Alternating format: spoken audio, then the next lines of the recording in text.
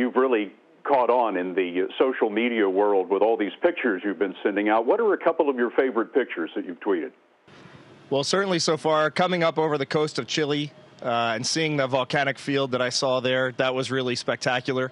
And then just this morning, we came over the northern coast of Australia, and I was in the cupola with Dr. Swanson, and we just looked down. The way the clouds and the red desert met the ocean, from up here, the view was absolutely spectacular, and it's burned in my mind, and I'm never going to forget this morning. One of my favorite pictures you sent was the picture of the red dye as it was floating in space. Tell me about that. Well, my grandfather, I don't know why, but he would always just give me these red playing die when I was a kid, and playing dice. And I loved them as a kid, and I've always kept a handful of them in my jewelry chest at home. And right before I left, I threw a few of them in a Ziploc bag, and I brought them with me. And I don't know why that picture worked so well. It's just really neat to see that crisp red dye against the blackness of space with our Earth under it.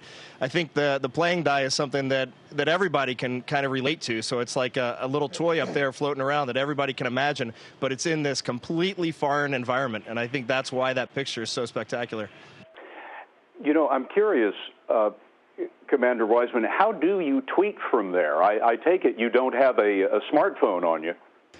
No, there is no smartphone, but if I see something that I really like, I actually send it down to some of our folks at NASA in Houston, and they go on to Twitter and post that for me. So I'm basically using email as a conduit to get these tweets out there. It's really the only way to do it. If I had to log onto the internet every time, I would spend 90% of my day trying to get onto Twitter, and the other 10% work. And in reality, it's about 99% work and 1% taking good pictures out the window. Are you aware of sort of the celebrity that you have achieved back here, just via all your sort of stunning photos that you've posted to Twitter and Flickr and all the other social media websites? My wife's been keeping me up to speed on some of the news clippings, but absolutely astonishing to me. I certainly did not set out for any of that. I just wanted to share kind of my first impressions up here for the first week or two of what it's like to be a rookie on the space station. And really, that was my goal. And apparently it struck a chord, so that's pretty neat. What do you hope to achieve with this sort of captive audience that you've attained through all of your pictures?